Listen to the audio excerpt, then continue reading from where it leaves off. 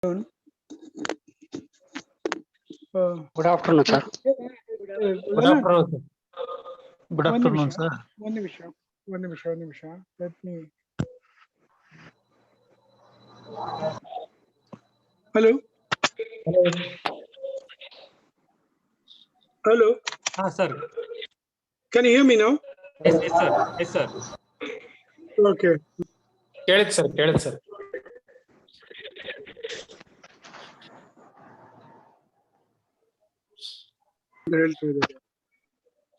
Hello.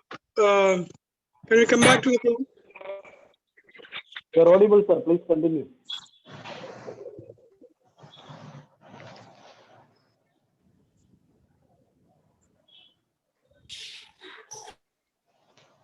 Okay. Am I visible now? Yes, sir. Yes, sir. Visible. Visible, sir. Okay.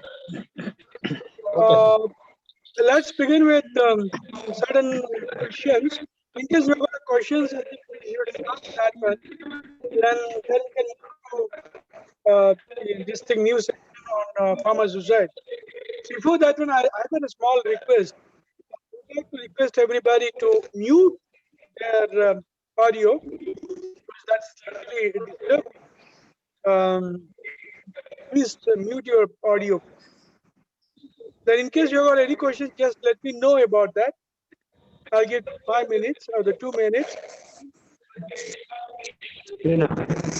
Hello. Hello, do you have any questions? I just wanted to ask something. Okay. Good afternoon, sir. Can you introduce yourself? This is Swagata Sarkar, Dr. Swagata Sarkar. Pardon? This is Swagata Sarkar. Sir, Not am I hearing you. audible? Yeah, right now, yeah. But there's some disturbance here.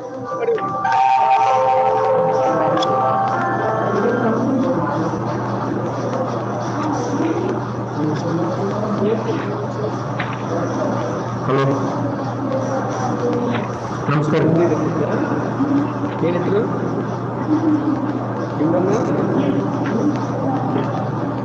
ನಾನು ಸ್ವಲ್ಪ online webinar seminar ಇದ್ದೀನಿ ಆಮೇಲೆ ಮಾತಾಡ್ತೀನಿ 1 hour ಕಳಿಸ್ತೀನಿ hello hello Hello.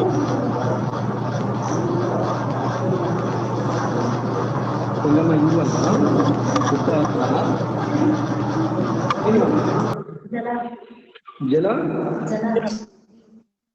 Hello. Hello. Sir, am I audible? Yeah.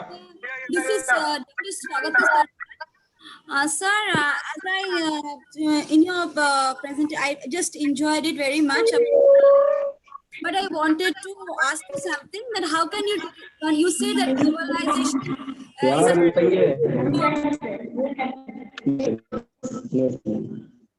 What exactly? Wait a minute. Hello. Hello. Sir, there's too much sound this way. Sir, can you hear me? Assadi sir. Now I can hear.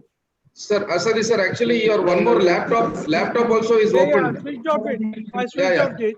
Okay. Sir, the organizers have to mute the other participants like Chandrakant and Muzaffar, Parveen and all. They have unmuted themselves and they are calling the other people. They are speaking on the phone, sir.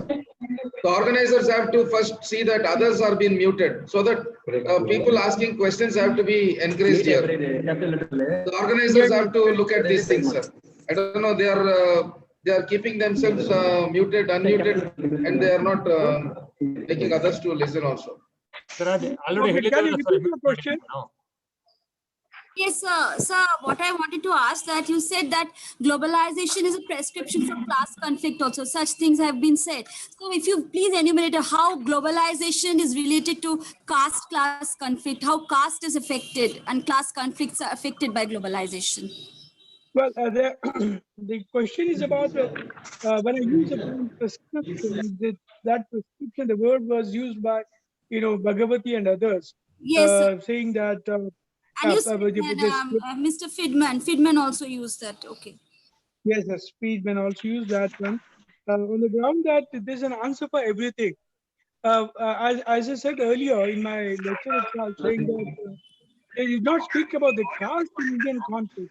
Whether the caste is the reason for the caste conflict, can be resolved from the globalization itself. They are not been able to discuss about that particular aspect. But I would say that, they say that, if I use the same argument, even though I disagree with this argument that this would solve your caste conflict, but definitely one can say there are possibility that caste consciousness or the caste severity might be reduced one side.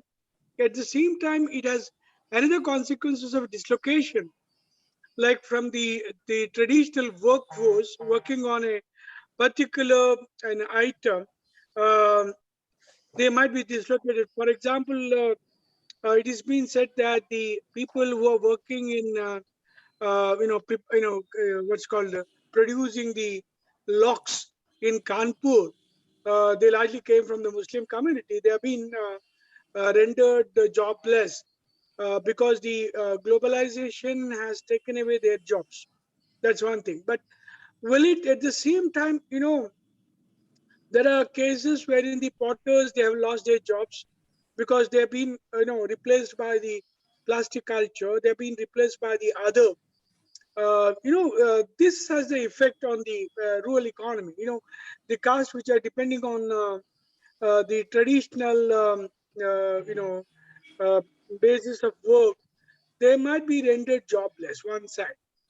But at the same time, the argument is that it might increase the economic prosperity of the communities.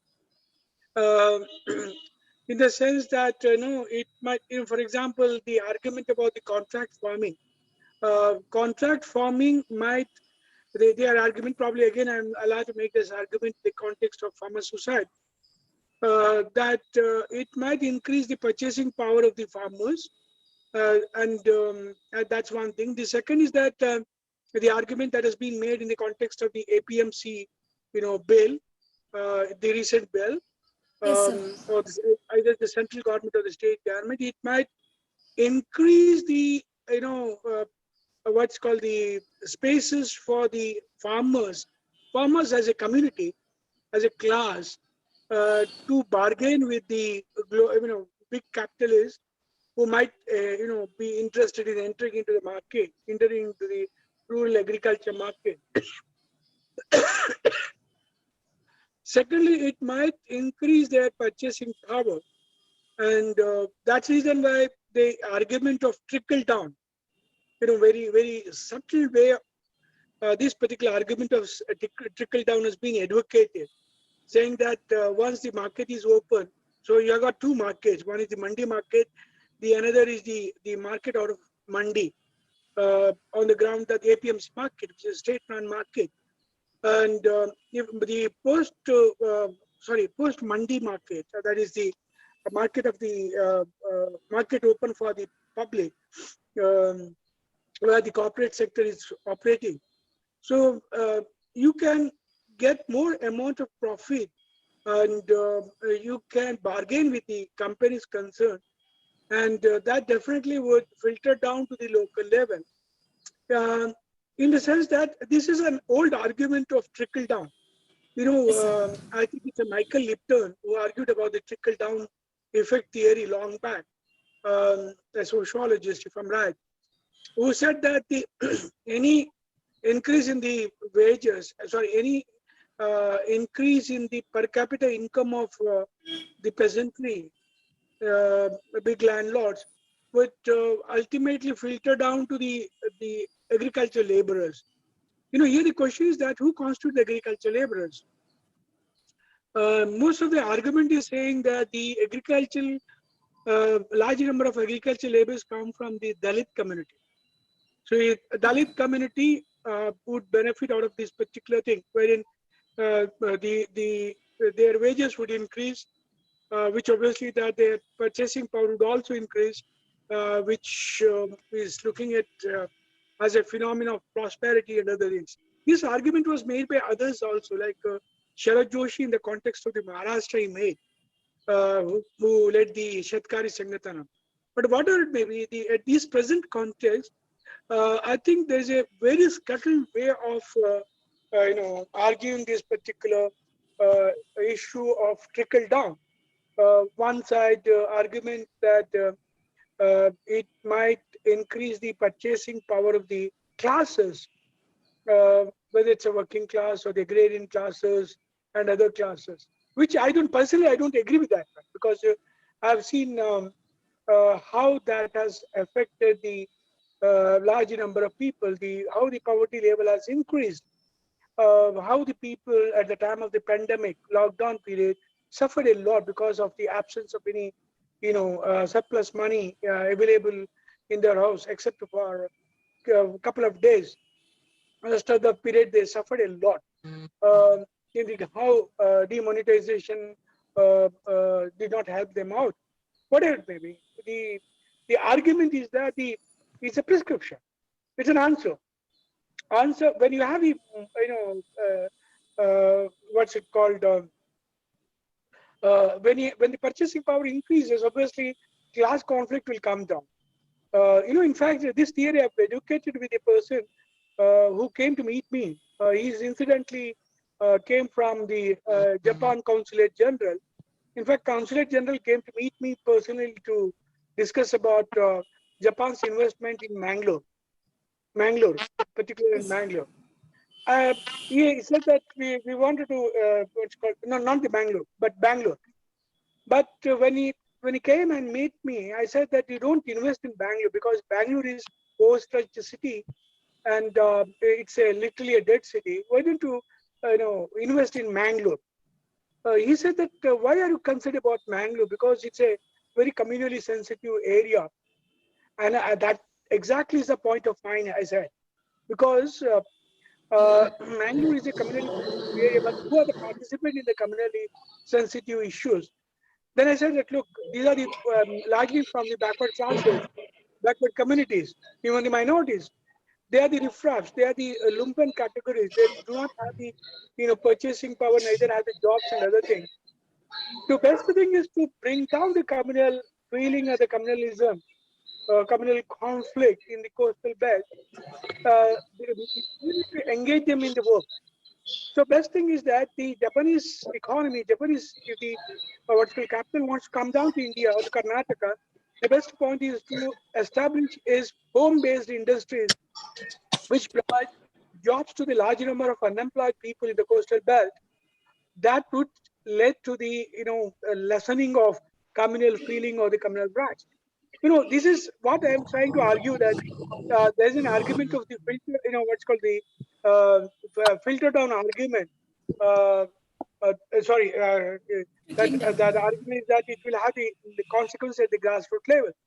Globalization also makes this particular argument of trickle down, arguing that the last man, the man, particularly from the agriculture field or the agriculture laborers or the landless agriculture laborers, and they will all benefit out of this globalization. That's the reason why globalization defends, on the ground that it's a prescription for the ill wills or the ills of the society. So caste, their argument is beneficial, but I don't think it will be more beneficial more than it will harm them, because there are instances where it has increased the caste conflict and other things. Right. So thank you, sir. So what I said, as we are having a comparing, in fact, there's a relative argument with globalization and human rights. So as far as social aspect of this globalization is concerned, do you think that the social aspect of the other countries would affect the caste structure, the caste relationship, the caste equations in India, apart from this economic aspect which you talked about, sir? Is there any chance of that? The social aspect of globalization affecting caste equations in India and third world countries where caste is such an important issue? Well, two things we need to understand. One is that what is the nature of the globalization when it interfaces with the communities or the society. Now, one thing we need to understand the fact that the globalization doesn't believe in the hierarchies. Doesn't believe in the. Can somebody mute that one? Mute Don't yourself. touch. Uh, globalization doesn't believe in the social hierarchy because that whoever knows the language of globalization, whoever has the knowledge about the globalization, they can enter into the domain of the globalization. They can participate in the globalization, and they can interact with the people around the world, and that's one thing. The second is that globalization disperses the knowledge. It doesn't confine to any one particular category. Earlier the knowledge was confined to the caste. Okay, if you Yes, look sir. at the history of caste in Indian context, the caste knowledge of the Western liberal education was appropriated by the upper caste, Yes, and sir. the last chance was provided by the backward caste or the Dalits or the Atishudras and other things. Though the late entrant into the education system, but globalization doesn't believe that one. Globalization believes that if you know the language of globalization, you can enter in where the knowledge becomes a power, where the information becomes a power. It says that this is a domain where the knowledge is available to everybody, and it also is a domain where anybody, irrespective of the gender, caste, class, and other things, they can participate in this the globalization. And at the same time, globalization believes that we don't believe in the hierarchy. We don't believe in the untouchability. We don't believe in the categorization of the social categories as backward classes, minorities, the forward classes, and other things. So it doesn't believe in that kind of thing. It is basically a modernist project, completely a modernist, or sometimes somebody calls it as a postmodernist project. It doesn't believe that. De-hierarchizing the knowledge, de-hierarchizing the social structure, and other things.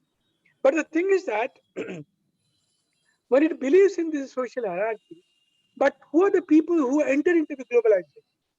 Who enters in? I mean, is it going to change the social relation as such? Probably I need to bring back the argument of M.N. Srinivas. You Yes, sir. might be knowing about Yes, M.N. sir. Of Srinivas. course. Amen, Srinivas. Yeah, Yes. yeah, because we talk about M.N. Srinivas in the context of changing social relations, particularly after independence, right? Yes, sir. Immediately after the independence, wherein after his experiment in Coorg district, Sanskritization and yeah, he used the word Sanskritization. That's the most important thing. I think we need to go beyond that Sanskritization. We are now trying to use a term called the super modernity, okay, sir. which I'll come back to a little later, because the reason is that one side Sanskritization was applicable to the lower caste who started emulating the upper caste as such. Yes, Today, sir. I think we are going beyond that uh, process. It's no more the lower caste. They are no more, following the Sanskritization. They are entering straight into the modernity project. But will they be subordinate to the upper class again? They take the case of one argument. I'm trying to bring it here. If you look at probably, even though globalization believes that there should not be any hierarchy between the communities, categories, but in terms of the spaces that it provided for the economic growth and economy as such, probably there is an element of hierarchy that is created. It created a hierarchy in the education system. It created a hierarchy in the employment situation or the employment sector as such. Let me take up with the education system. Probably may not agree with that particular argument. It has created 4 levels of classes. Um, the first level is I'd call the first class student. Education system has created a first class student who largely goes to either to United States, United Kingdom, or into the science stream. Second class, students, they it goes to, they are the doctors or the engineers and others, or the scientists. The second class students are basically enters into the management courses, management and other courses. And third class is the English and the humanity. I mean, other kinds of linguistic kind of thing, who studies the French, Spain, Chinese, and other things because they want to be a part of the global capital. The last one is people like us. We belong to the fourth class, student. We are the fourth class because this liberal education, particularly social sciences, who are the larger component of this particular social sciences? If you look at the social background, the large number of students coming here to the social science is largely the classes cast from the OBCs, cast from the Dalits, cast from the minorities and other things. So you got to cast the class analysis of the class in this education system. First one, three is the controlled by the upper class. The last one, because they want to enter into the globalization. Is particularly it begins with the second stage, the third stage of education system. The similar case is the industries. If you look at today, why private sector is not talking about the reservation in the private sector is a simple reason that they bring in the argument of efficiency, they bring the argument of the merit and other things. We call the people living in the information technology or the IT industry as, as a phase of post, not the post-modernity, super modernity.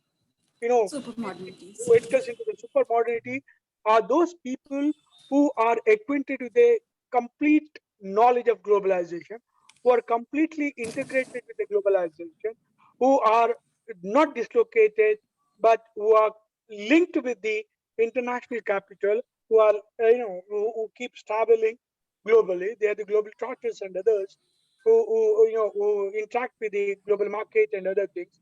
So you have got this super modernity entering in, but the below that, when you have got a people still, longing, or the people working on the, they are the modernity. They are the part of the modernity. But the thing is that they are now trying to skip this, what's called the Sanskritization process. They try to enter into the modernity, but at the same time, you have got a category called the super modernity categories. So the gap remains. The gap remains. So social relations will be, the probably you have this caste identity still working at the grassroots level, or the different structures, given the fact that you have got the super modernity and the modernity, but the caste operates. Caste doesn't disappear. If you go to United States also, your caste doesn't disappear. Yes, sir. Caste still Thank you, sir. continues to exist, but it might take an association form. It might take modernist form.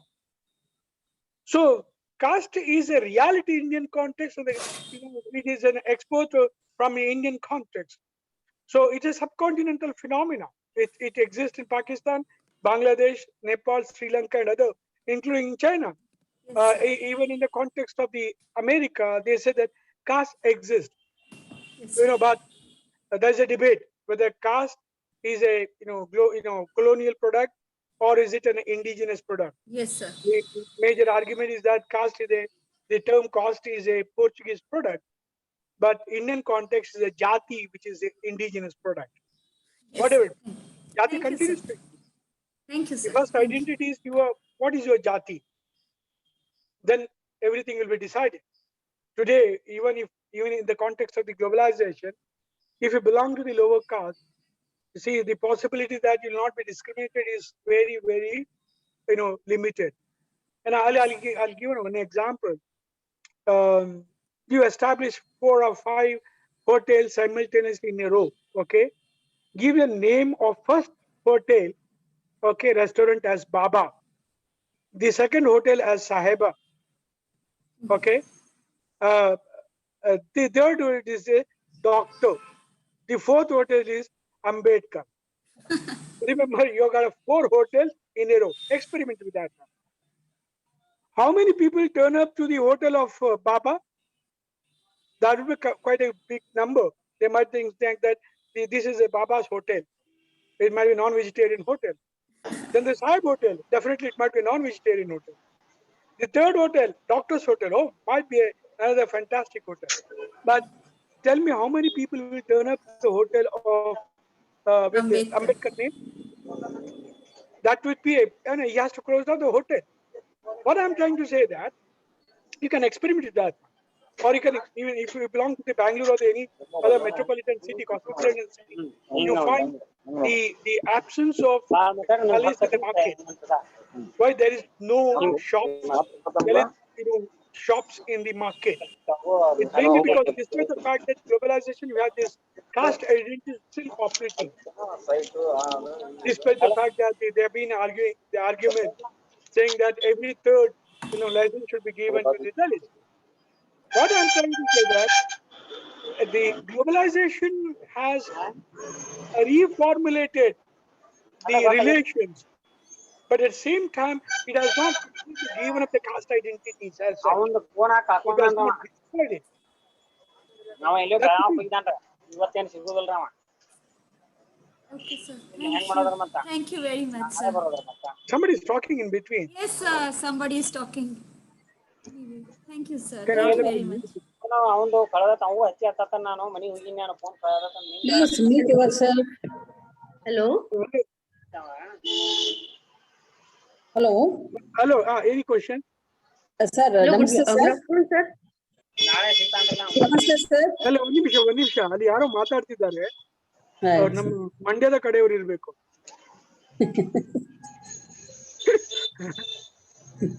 ಅವ್ರಿಗೆ mute ಮಾಡಕ್ ಹೇಳಿ sir Ballari GKB Goudar sir Please mute yourself. ದಯವಿಟ್ಟು mute ಮಾಡಿ sir ಆಡಿಯೋನ. Okay ಆಯ್ತಾ sir ದಯವಿಟ್ಟು audio of ಯಾಕೆ sir? Okay, sir. Continue, sir. ಅಲ್ಲಿ ಹೇಳಿ ಯಾವ್ದು ಕ್ವಶನ್ ಅದು ಹೂ ಇಸ್ ಎಂದ Sir, this is Dr. Nagasheshwam from Government Law College, Kolar. Sir, I am having very, very, very small doubt whether the globalization is violating the human rights or it is protecting the human rights, sir. well ನೀವು ನನ್ನ ಹತ್ರ personal ಆಗಿ ಕೇಳಿದ್ರೆ question personal question more than academic question, I think it's violating the human rights much more than it's if you look at the way the tribals have been displaced in Chhattisgarh, in Madhya Pradesh, best example is the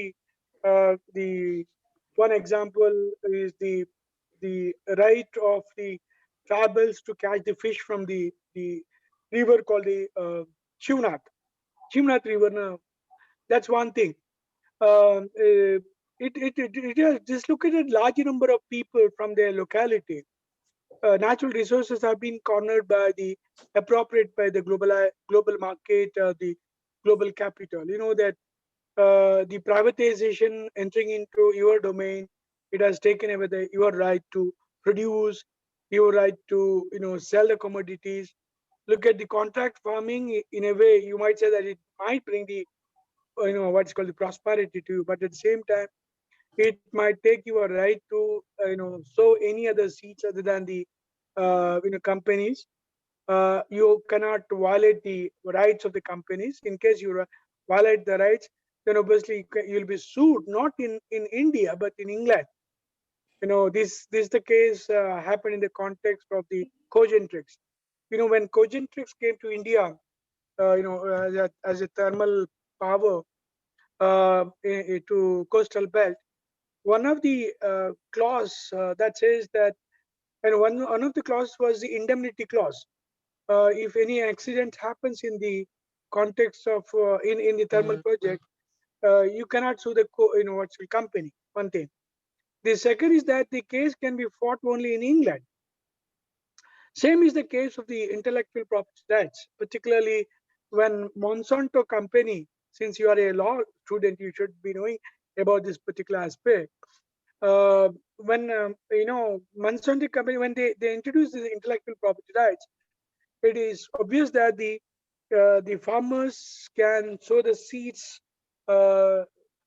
except companies, given companies. When you have a contract with the farmers, farmers are bound to sow only the seeds given by the company itself.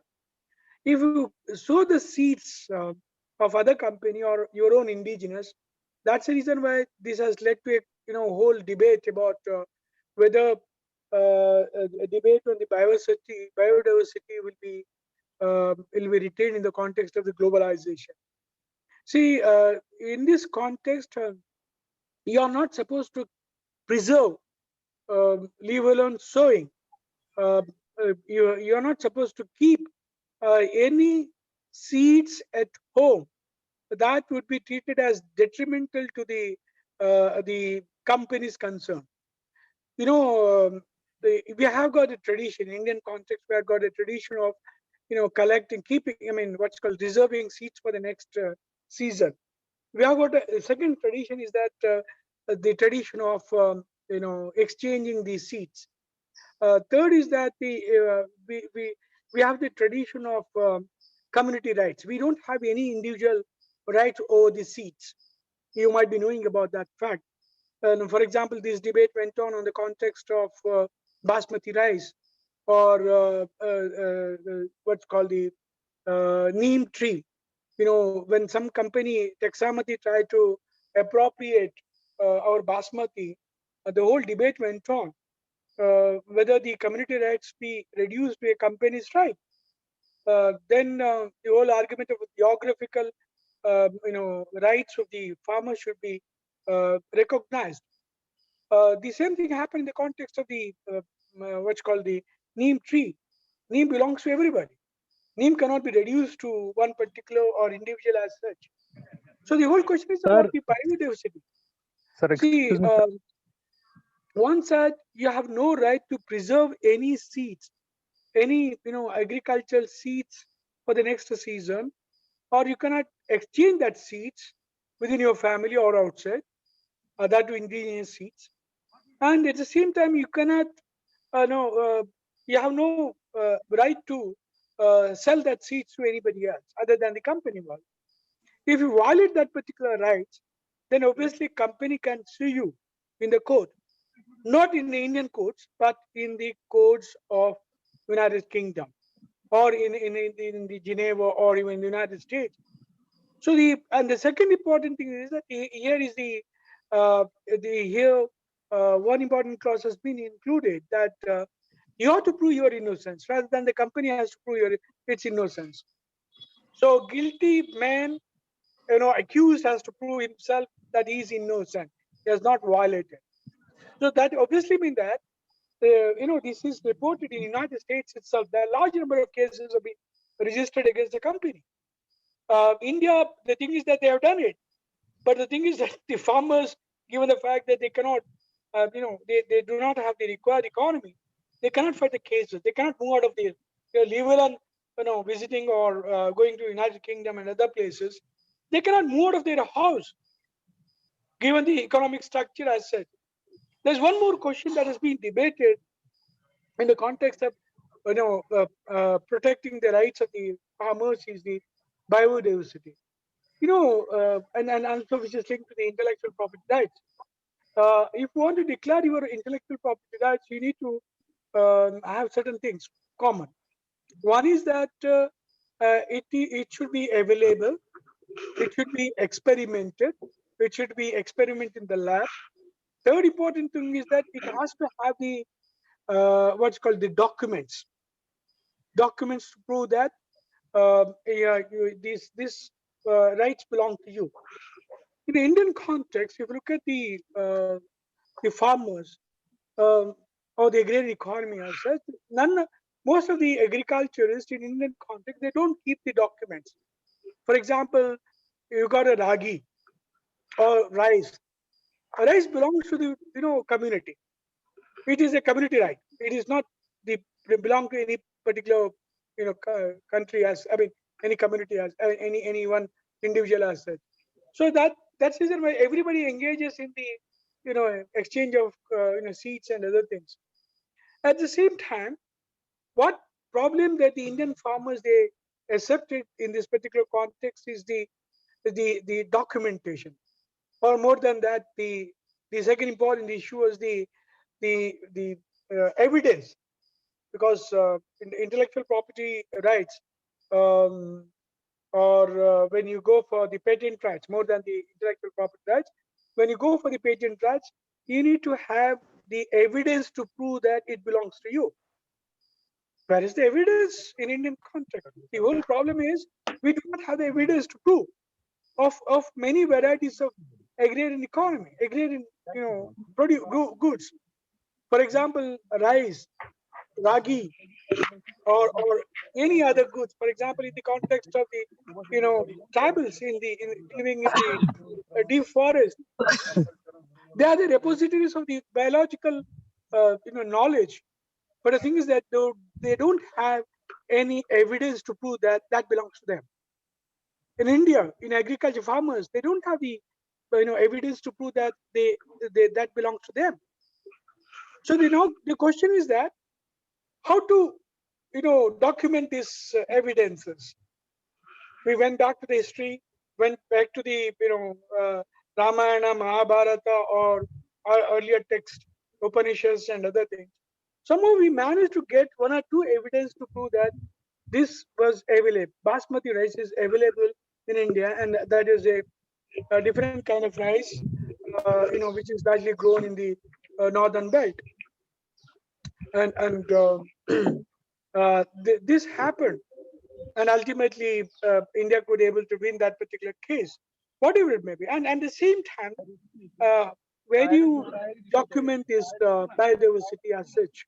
Because if you don't document your biodiversity, it is quite obvious that you might lose a large number of rights. A right to preserve, a right to produce, a right to distribute, right even to exchange, right to market. These are the fundamental rights of the farmers, agriculturists. Imagine if the farmers, they lose these kind of rights. First of all, there is no evidence. The second important thing is that we are not being able to document the rights. For example, the Biodiversity Act that was introduced in India, it would say that we should document the biodiversity through what's called the Panchayati Raj system. Was there any attempt to do that one? That's one important question one can raise in this particular context. Sir, I have a question. Sir, wait, I'll come back to that one. Let me come back. Only one person who did it to some extent. That was V.N. Gadgil. I think he tried to document biodiversity of the agriculturists or the farmers in the what's called the Beltangadi region of Dakshin Kannada. I mean, there is a huge amount of biodiversity available in the Western Ghats. One thing is that our panchayats are very weak to document this biodiversity, given the fact that they don't have the manpower.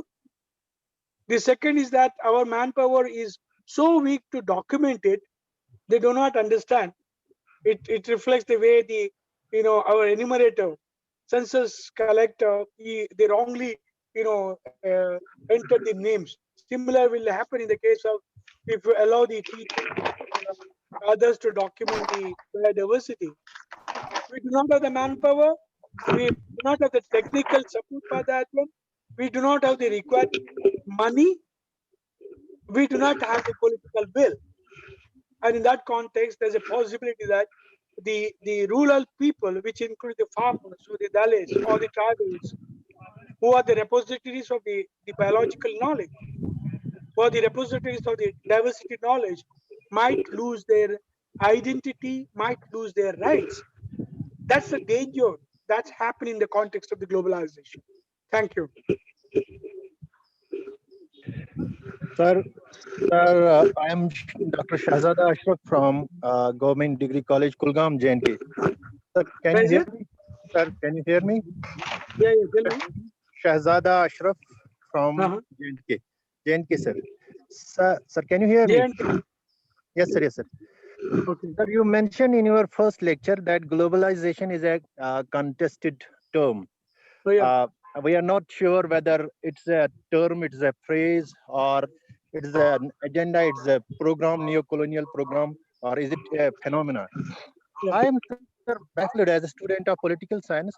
I am baffled why it has taken such a long time, or why the scholars are not clear in ascertaining the exact nature of this term. Why is it so baffling, sir? Sir, did you get my question, sir?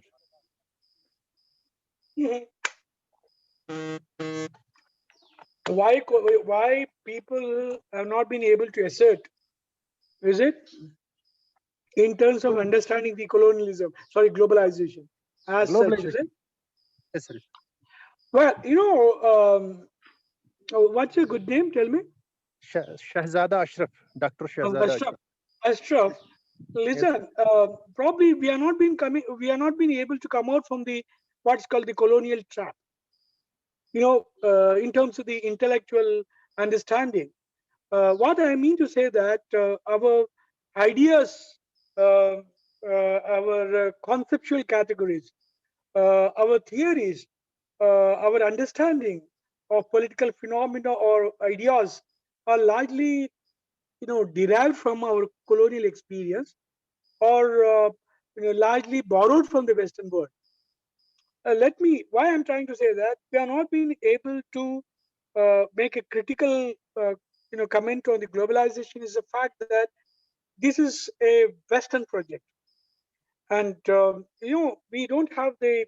I would say that we're not being able to come out from the Western models. Looking at the political science itself, and I would say that it's a colonial, process also, colonial trap also. We are not being able to, colonial, Anglo-Saxon model as such, because there's a shift in the understanding as such. Initially, what colonial scholars said about India, we have been following. Like, for example, the argument of the caste. Okay, caste was basically the Western product, the colonial product. What Marx said about India, which has been again and again and again reproduced in Indian context. What Max Weber said about India, which is again and again is reproduced. What others, Max Miller. Incidentally, all the three never visited India, but talked about India. They wrote, and our idea of the liberalism came from the West. Our idea of the caste came from the West, colonial. See, our ideas, most of the ideas, later on, after the termination of the colonial power, it moved to the Anglo-Saxon countries, particularly the United States. Look at the whole idea of the globalization is borrowed from the West. That's a gift of the Western, particularly the Chicago school. Or take the case of your argument about the political development. Who wrote about the development? It is not the Indians. It is, Huntington and others, who later on wrote the book on, Clash of Civilization. Who talked about the system theory? Who talked about the critical theories?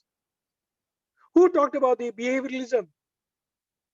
Who wrote about the subaltern studies in history? Who wrote about the modernist theory about the sociology?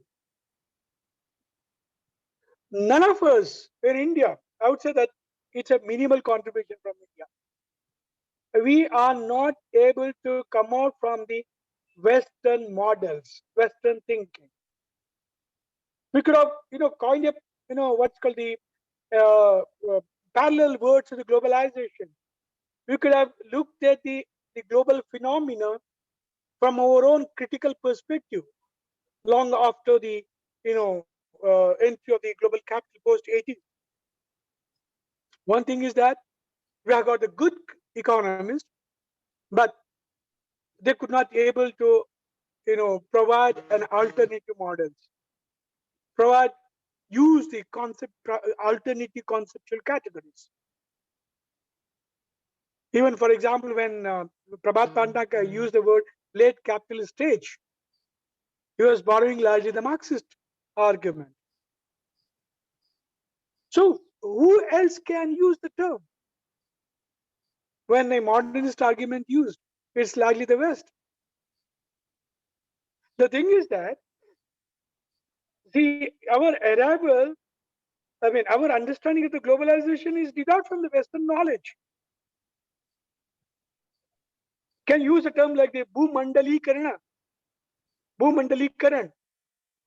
No, there is an attempt by somebody. There is argument, one or two arguments like Vasudevakam Kutumbakam. Vasudeva Kutumbakam is indigenous, which is nothing but a globalization. That was a kind of plain argument that was made on the ground that we are the precursors of globalization, but it doesn't have any appeal at the academics. Vasudeva Kutumbaka has no appeal, or the argument of the Bhumandalikaran has no appeal in the Western academics. We remained as the receiving category. We remain, there's a huge gap between the Western knowledge and the Indian knowledge. I'll give one example, I'll end up. Look, subaltern studies came in the context of 1980s by, Goa and others, okay? When did it arrive in India? Of late, only in recent years. When did it arrive in Karnataka? For example, I'm talking from Karnataka. Can you imagine, 5 years back only? Today is 2020, it's 2015 it came. 15, 25 years later on, it reached to the Karnataka. And when the word globalization was used, that term and its analysis came very, very late. It came to us in late 90s. But we are trapped in the Western, paradigms, Western arguments, Western models, Western theories. So that's one of the reasons we're not being able to develop. And secondly, our theoretical models are so weak that we are not being able to contest them, or we're not being able to provide an alternative arguments from our perspective. Thank you, Astra. Thank you, sir. Good afternoon, sir. Hello. Yeah. Sir, myself, Dr. Muzaffar. I am from Government First Grade College, Chitapur, sir. I have one small question that. Okay. Hello. Period, sir, in Indian context. Pardon, what's your question? Hello. Which period is called as a colonial period? Which period can be considered as a colonial period? Which period is called as a colonial period in Indian context, sir? Okay, Hello? okay. Yeah, I can hear. Yeah. Have you got my question, sir? Yeah. That's your question about the colonial period in Indian context. Sir. Okay. British. Okay. The question is about which period. I mean, which colonialism are we talking about? That I think that's the first question one has to ask about. Which colonialism? Are you talking about the British colonialism, or the Portuguese colonialism, or the French colonialism, etc.? Okay. See, the question is, in the academic parlance, in the academic discourses or the narratives, British colonialism became the dominant colonialism. Acha. Okay, sir. Okay. British colonialism became a dominant narrative. And most of the time when we talk about, we undergo, I would call that academic amnesia. And academic amnesia is that we just forget about the other colonialism. Okay, sir. For example, like the French colonialism or the Portuguese colonialism and the other kinds of colonialism. In that context, we need to have 2 or 3 periods in Indian context. Like for example, I would say that up till 1499, I think 96 or 79, when Vasco da Gama arrived this place, Kozhikode or Calicut, and 1757 when you had this Plassey War. Okay, I would call it as a that was the period of the this Portuguese colonialism. Okay, sir. I got the point. Sir, one more question, sir, from me, sir. What is the differences between the Raitawari system, Mahalwari system, and Zamindari system, sir, which will be present during the colonial period? Hello? Yeah. Hello? See, the question was that the property earlier to the British rule was common property. It was the property of the state. Nobody had the right over this particular aspect. What colonialism did, British colonialism did try to introduce what is called the private property in the agriculture. I got. But it did not, use it in one go. See, it all started in 1800. At the same time, it is backed by the utilitarian theory, rent theories of the rent of the, particular utilitarian theory was very much strong in the context of the United Kingdom. J.S. Mill and others kind of utilitarian theory. Bentham's theories. Bentham. Bentham. Yeah. And the rent theory, they were very, very strong. Their argument was that the rent, even though state becomes a rent-seeking state, but the question is that how the rent should be. Yes, sir.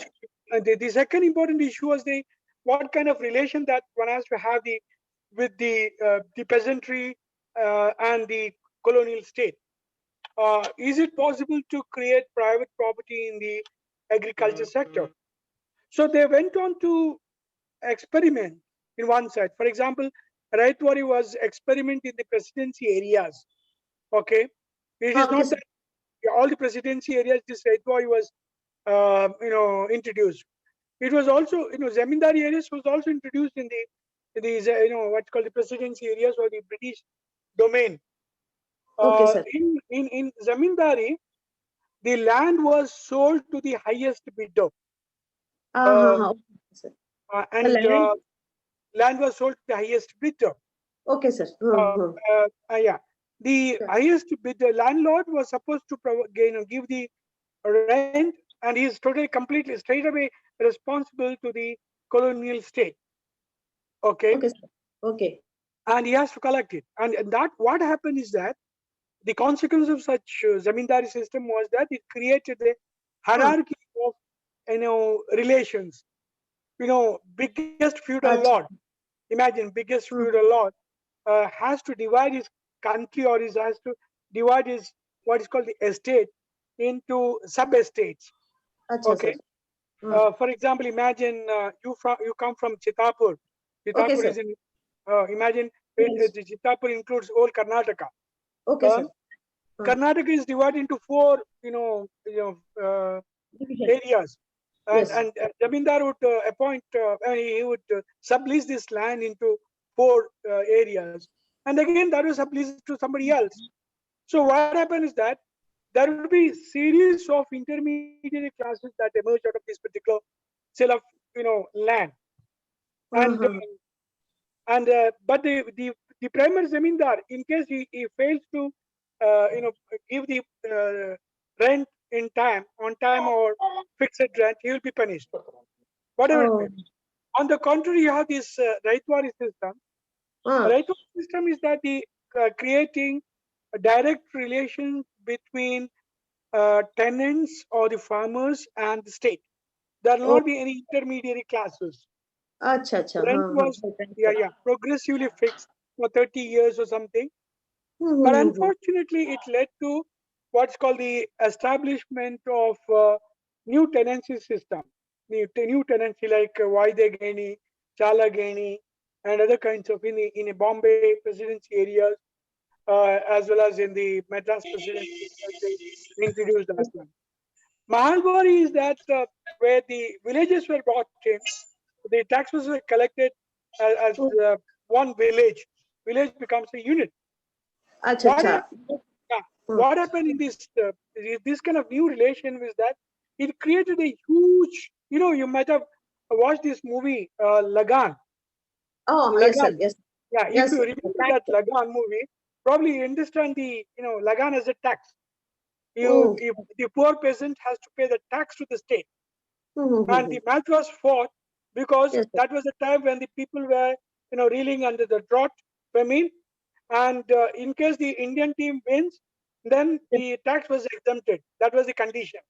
That was the best possible example to understand the agrarian relation that was created by the Britishers. Okay, Lagan. sir. Lagan.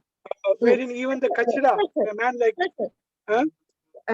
One more question, sir. That all system, this three system is based on hierarchical system, or it will be changeable system, sir? Means No, it created the hierarchy. It created the hierarchy. It is not the. For example, in the case of the Raitwar system, there is a tenancy system called the Vaidageni. Vaida in the sense that you have to give him the tax rent depending on the Vaide. Vaide is 10. Okay. In case you are not giving him, you can be terminated as a tenant. But there is a Mulageni. This Mulageni is nothing but original tenant, original rent being paid. So, there are fixity of tenure. At the same time, there's a possibility that tenants can be evicted. Okay, on whimsy ground, on the flimsy ground. This is done in the context of the Zamindari area and even the context of the Raitwari area. Oh, right, so right. There is no, long-term fixity of the tenure as such. It is depending upon the interest of the landlord, or it depends on the Vargadar or the Zamindars as such. Right, sir. Right, sir. Right, sir. I have cleared my doubt, sir. Thank you very much for your insight, sir. Yeah. Thank you, sir. Sir, good afternoon, sir. Yeah. I am Dr. Sunil Bagde from Karnataka State Law University. Oh, Hubballi. Sir, Hubballi, sir. Okay. Sir, my question is, in this era of globalization, what role the international organizations have in realizing the human rights, sir? You have got the UNTPR, United Nations Human Rights Commission, or agencies at international level, which doesn't mean that, one argument one can make is that United States is not shunning away from protecting the human rights as such.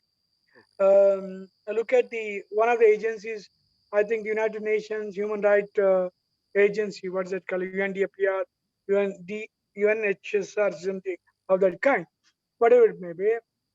It involves in protecting the human rights. It tries to uphold the rights of the indigenous population. That's the reason why United Nations once declared the indigenous year, I think 2008. I don't remember the exact year, but definitely United Nations declared one year as the indigenous year, which obviously means that that was a year to protect, preserve the rights of the indigenous population. Because, as I said earlier, what happened to the indigenous population is the fact that the indigenous population are losing their cultural identities. They're being pushed to the corner. They've been losing their cultural artifacts. They have been museumized.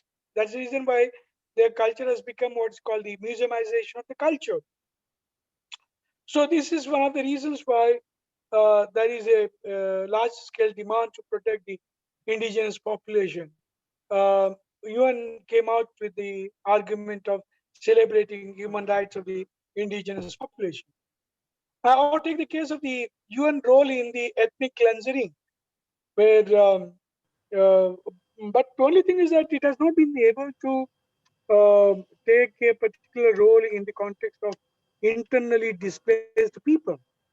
Even for example, like it could not able to talk about the displacement of the Pandits from the Kashmir. It has not been able to talk about the displacement of the people after the construction of the huge dams. Nehru calls these dams as the symbol of Indian modernity, or he calls them as the temples of the Indian modernity. But the thing is that United Nations has not been able to focus on the internally displaced, even though we have been calling them as the developmental refugees. But United Nations has not given any status to them. But international refugees, yes, it has human rights too. It tries to protect the rights of the refugees. It tries to, protect the rights of people against the genocide. For example, what happened in the case of the Rwanda a couple of years back between Tutsi and other, tribals, long-run struggle. It tries to protect them. So if you look at its intervention on humanitarian, you know, issues, uh, probably United Nations agencies have played a positive role also to bring, everlasting peace in certain areas where human rights violation has taken place drastically. But definitely, it has not been able to, at the same time, it has not been able to focus on certain aspect of the human rights violation.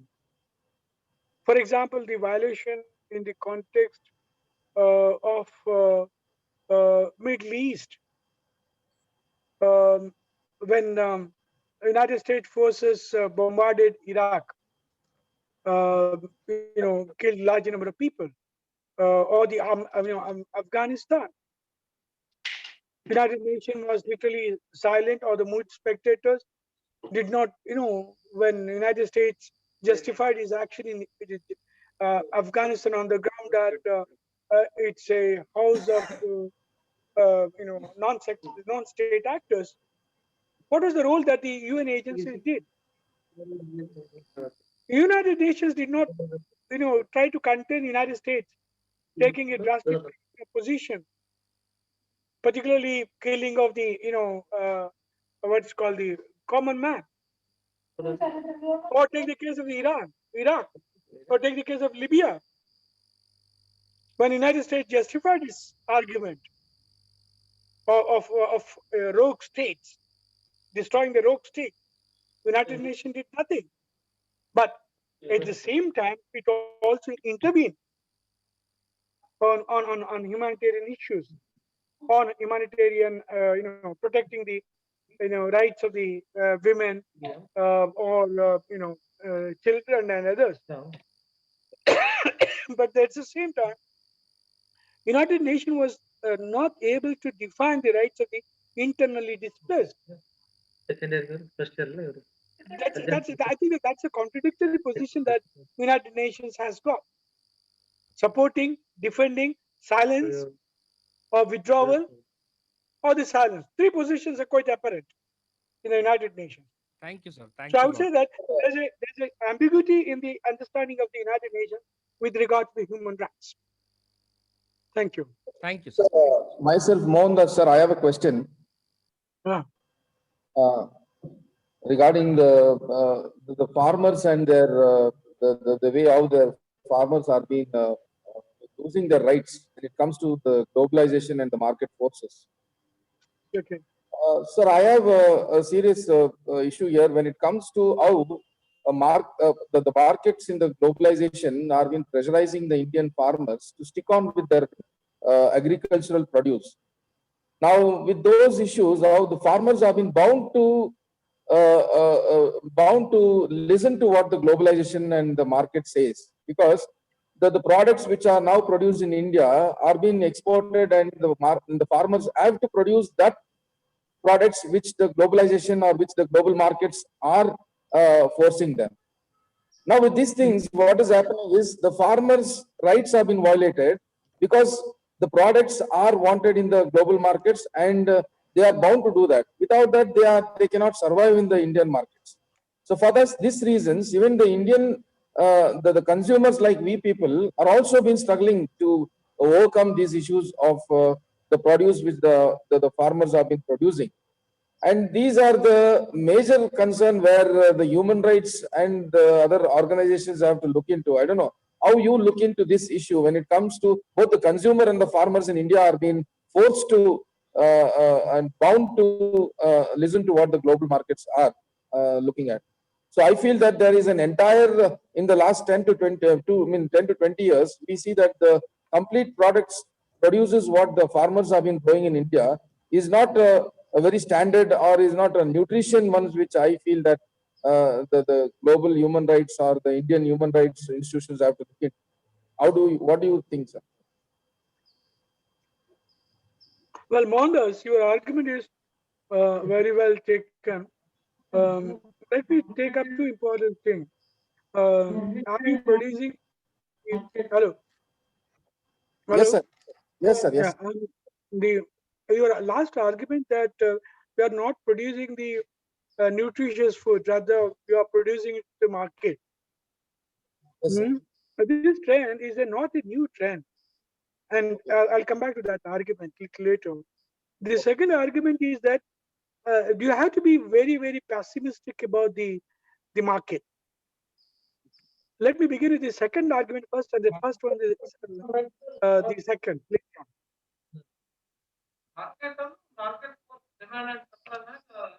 There are two arguments that are available. One argument is called the TINA argument. TINA, T-I-N-A. TINA is nothing but there is no alternatives. This argument was particularly in the context of the globalization, or at the beginning of the liberalization, when Mrs. Thatcher was the Prime Minister of the United Kingdom. She advocated as there is no other alternative or no other escape but to succumb to the liberalization or the globalization, which ultimately ended up in the privatization. She says that all the countries has to adopt the what's called the liberalization as such, beginning with the democratization, which this argument came immediately after the collapse of the Soviet Union. You should remember that one. Post 1990, or this is just, came just before that one also. And this was substantiated but strengthened by the collapse of the Soviet Union. And the collapse of the Soviet Union associated the, what is called the establishment of large number of new democratic countries. More than 50 countries became independent. More than 50 countries became democratic countries, and immediately they, enveloped or they covered, they adopted this liberalization process. That's the reason why the argument was that, this is there is no other alternative but except liberalization, except democratization, decentralization. All this kind of argument was made. Second argument came in late 90s by civil society groups. These civil society groups, particularly, you got the argument of what's called the social forums. I don't know whether you have heard about the social forum, which was established in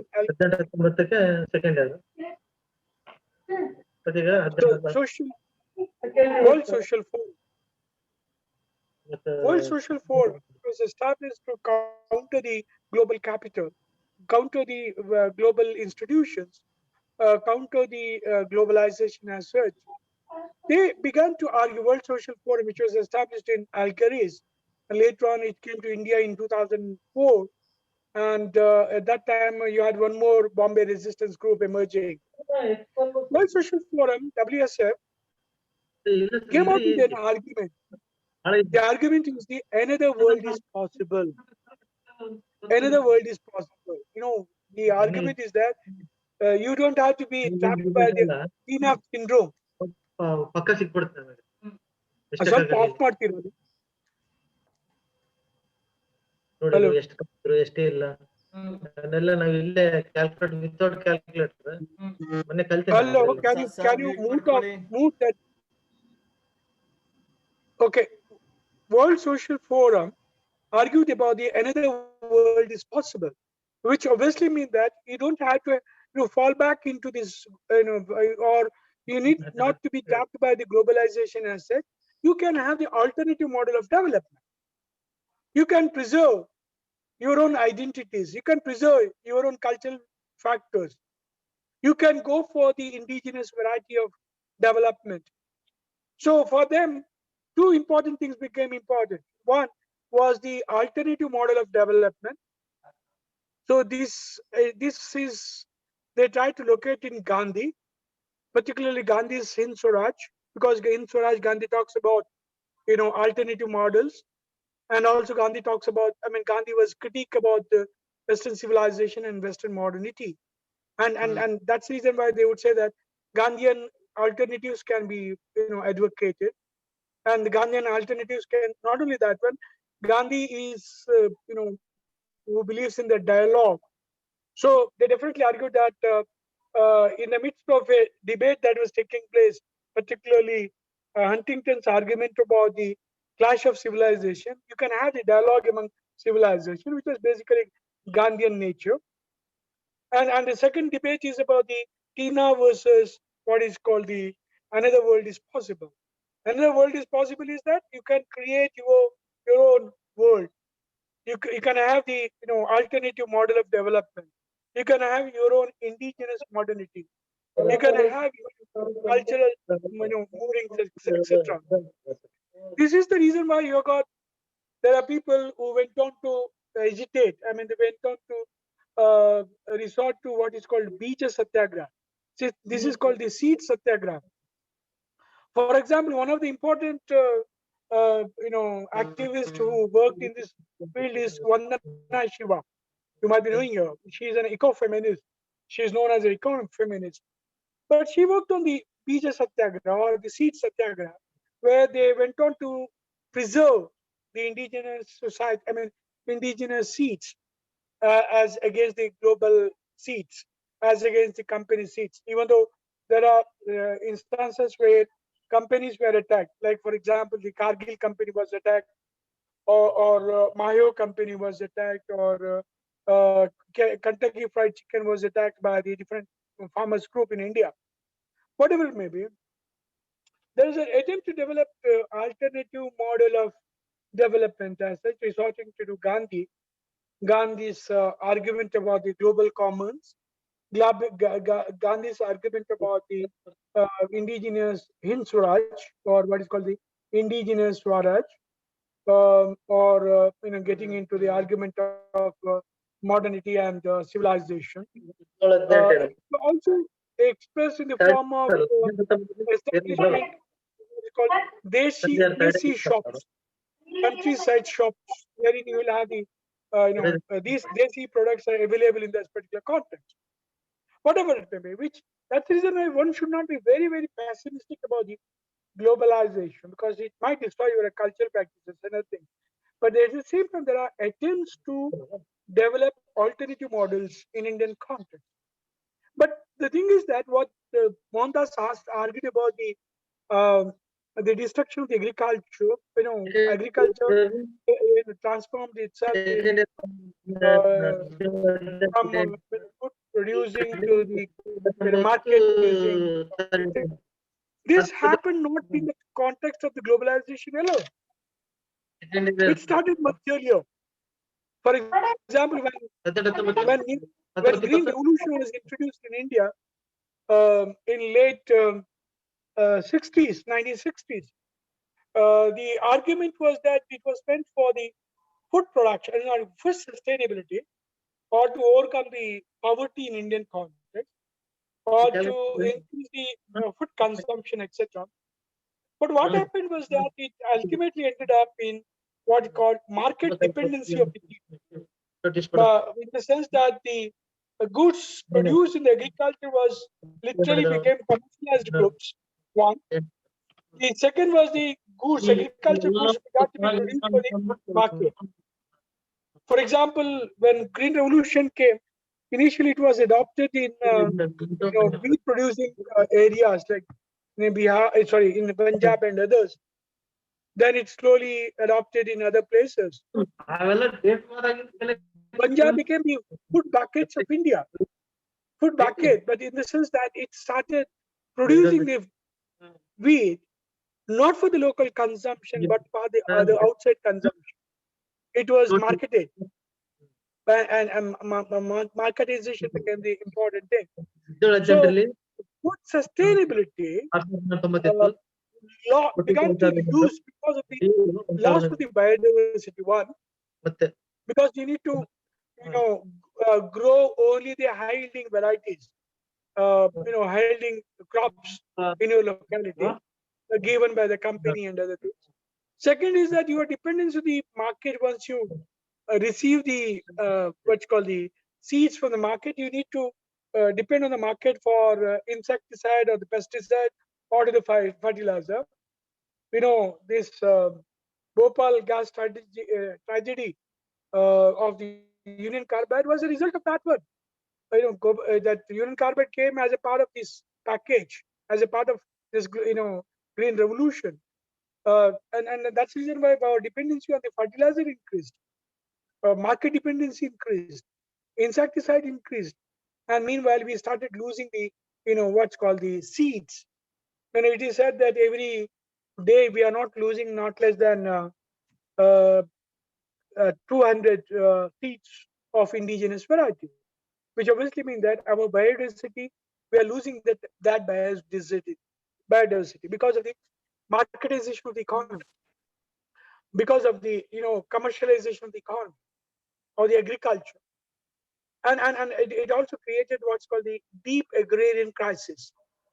Let me tell you one example of the deep agrarian crisis. In 1960s, when green revolution was introduced in Tanjore, one of the studies said in the midst of the prosperity, the farmers were not the farmers, agriculture laborers who are supposed to get the more wages as a part of the trickle down effect were living on or eating field rats for their sustenance.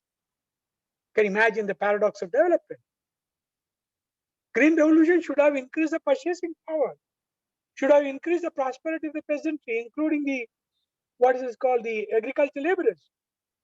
But rather, it increased the conflict in the countryside. A large number of Dalit houses were burned down for asking more wages during during the Green Revolution period. They were burned down. They were killed. They were molested.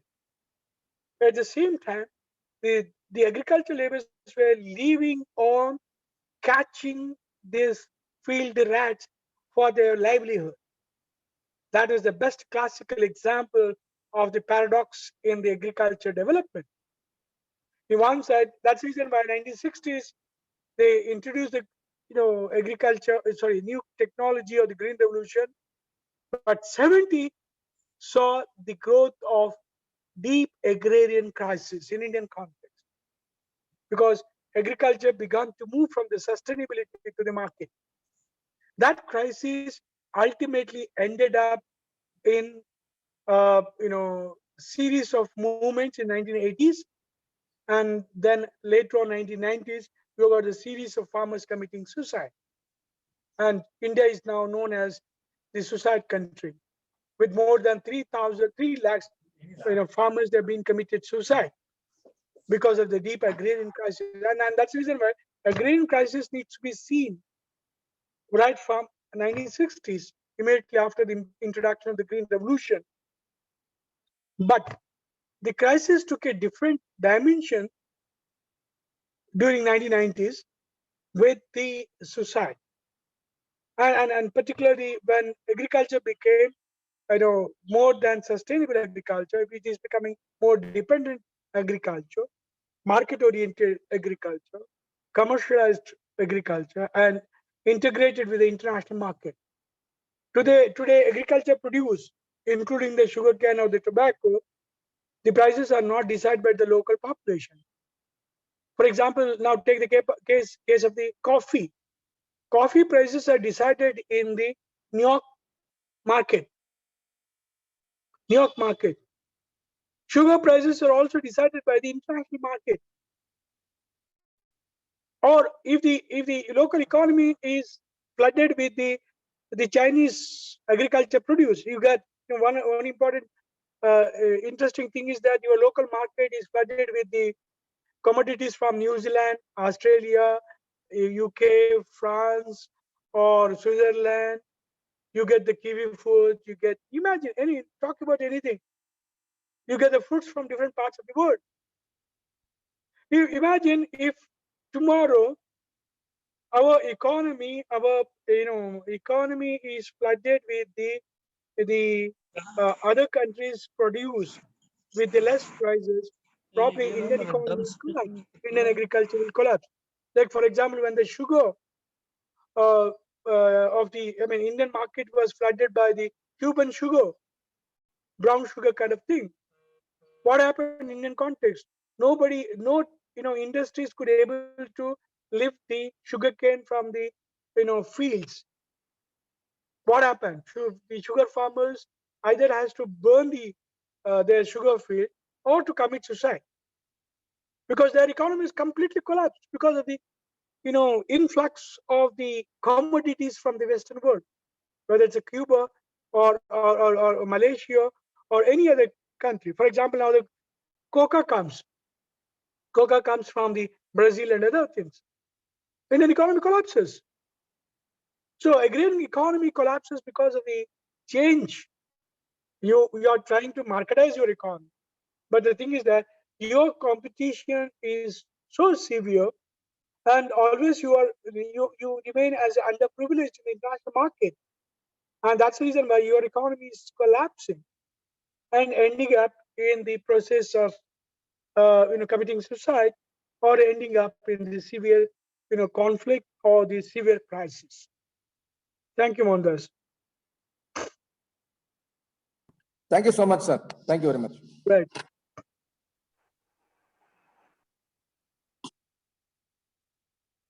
Many questions. We have got 3 more minutes to go.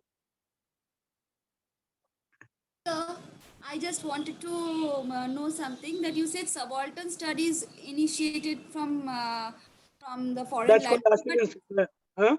Yes, sir, subaltern studies groups, but it was a creator was Ronojit Gudu. It was started, as far as I know, I don't know. It was started University of Sussex, but it was Ronojit Guhu who started. Yes, exactly. Yeah. In that case, it is something Indian because No. They're trying to use the Marxian, neo-Marxian perspective of what was his name? Italian scholar, Italian Marxist. There is a debate about one is that this is called as the Australian school. Okay. Antonio Gramsci. Gramscian, in particular the Gramscian, who used the term called the organic intellectuals, subalterns, and all these things. There is a debate about whether it's really a Marxist or the neo-Marxist kind of thing, or is it a un-Marxian kind of thing, whatever it may be. But they try to use that framework and try to understand the or try to create the history of the historyless people. Like, for example, there's one important debate that let me tell you about later on. When they started focusing on the tribals in the context of colonial period, then you had this Gayatri Spock Chakravarti coming out with an article, Can Subalterns Speak? Beginning with the tribal, then they moved to the peasantry, peasant struggles and other things. Then they move to the other issues. For example, the imagination of Gandhi by the common people, understanding the history from the below. But the larger framework that was used was from the Gramsci, the Western model. Is it possible to use the indigenous model to understand? That was my question. When did Ambedkar arrive in subaltern studies? Ambedkar arrived very late, 10th volume, not before that one, or 9th or beyond that. So why I'm trying to say that they try to undermine the subalternity within subaltern, or the subalterns of the subaltern. They should have been the first focus. Then they should have created the history of the subalterns of the subalterns. But it's just not done. Remember this interesting about the subaltern came in the context of the write-ups of Barrington Moore and others in 1960s. Yes, sir. Hamza Alavi, Barrington Moore and others, 1960s. That's one thing.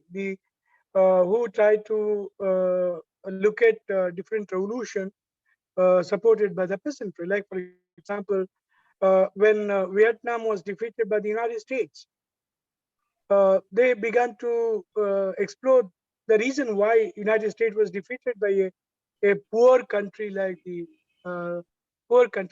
Vietnam. Who are this, supporting forces, who are the strong forces behind this particular thing. Then they understood that it was the farmers, peasantry. And you have this argument about the China. China is basically a tribal society, tribal and the peasantry. It's not the industrial country. Can you use the Marxian paradigms into China? So then they found that the poor peasantry, as Mao argued, poor peasantry is the most revolutionary kind of thing. Or Algeria, you have the poor masses. So you got the, the alternative to the, I don't know whether Barrington more may be called as a Marxist. Hamza Lavi to some extent. But definitely, here is an attempt to understand Indian phenomena from the framework of the neo-Marxism. What I'm trying to say that I think we should have had the alternative models to understand. Why don't you call them as a subaltern? Call them something else and try to understand. Why don't you use the caste, use the jati as a category?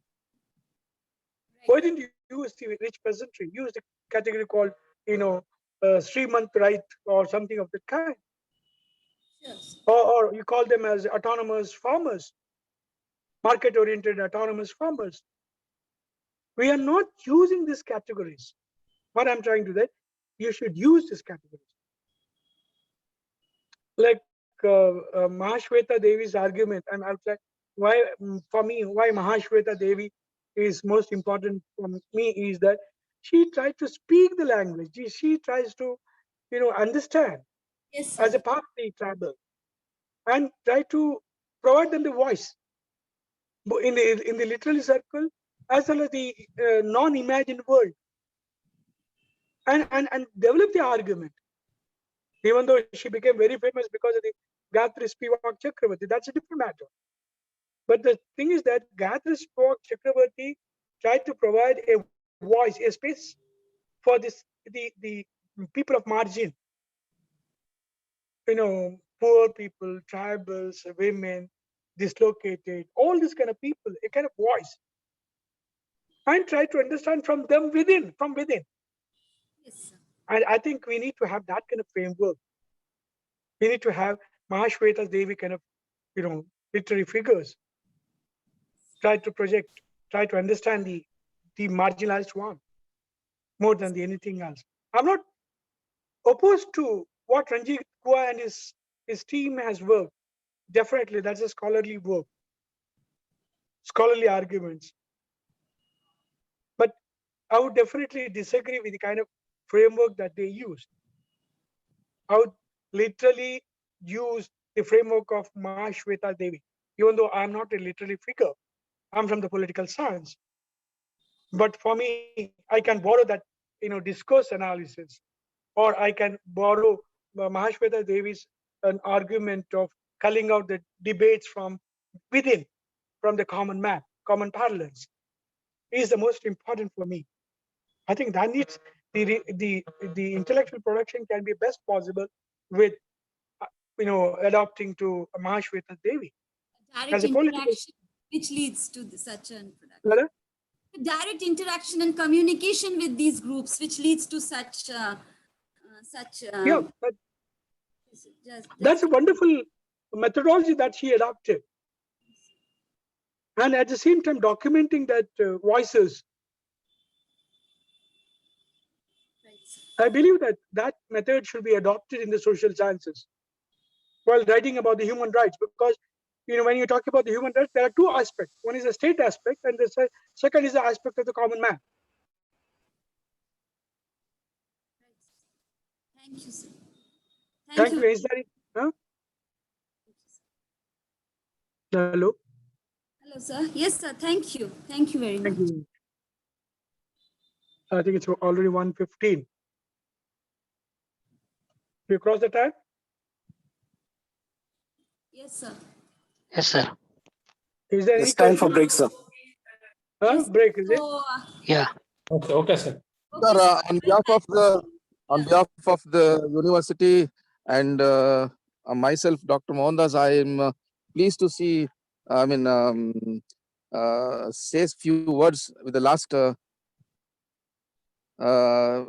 because you have taken such a time to give us such an information, and it was very insightful and very knowledgeable, whatever we've been discussing so far. I think the two sessions was been an interesting session, and you have given lots of information about how human rights and globalization have been very much linked in the present era.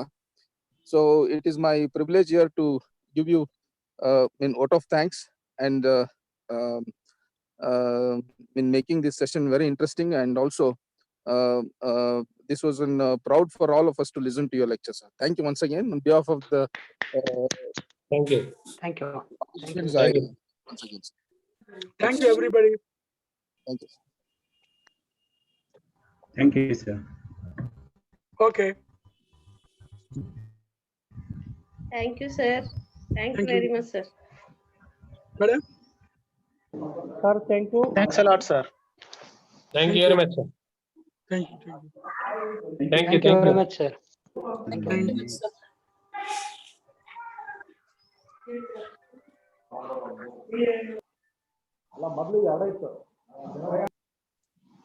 Sir ಮುಗಿತಲ್ಲ sir class? ಹೌದು class ಅಷ್ಟೇ sir. ಹೌದು ಮುಗೀತು. ಮುಗೀತು sir, ಮುಗೀತು. ಸರಿ sir, end ಕೊಡ್ತೇನೆ sir ಹಾಗಾದ್ರೆ. ಲೀವ್ ಮಾಡ್ಲಾ? ನೀವು ಲೀವ್ ಮಾಡಿ, ಎಂಡ್ ಕೊಡ್ತೇನೆ ಸರ್ ನಾನು. Leave meeting. Sir. Sir. Bye. Bye. ನನ್ನ ಪೂರ ಇಂಚನ ಆನ್ಲೈನ್ ಡೇ. ನನ್ನ ಪೂರ ಇಂಚನ ಆನ್ಲೈನ್. ಬಟ್ ಒಂಜಿ ಮಾತ್ರ ಮಾರ ದಾಲ ಬೇತೆ ಮಾತಾಡ ಆಪಿಜು ಗೊತ್ತುಂಡ ಅಂದ್ ಸರ್ ಅವೇ ಜಿ ಜೋಕ್ಸ್ ಮಾತ ಕಟ್ಟ ಇದು ಜೋಕ್ಸ್ ಮಾತ ಪಂಡ್ರೆ ಆಪಿಜಿ ಅಂದ್ ಸಬ್ಜೆಕ್ಟ್ 1 ಗಂಟೆ ಪಾತನ ಸಾಕಪಡು ಅಂದ್ sir. Okay sir. Okay sir. Bye. Thank you.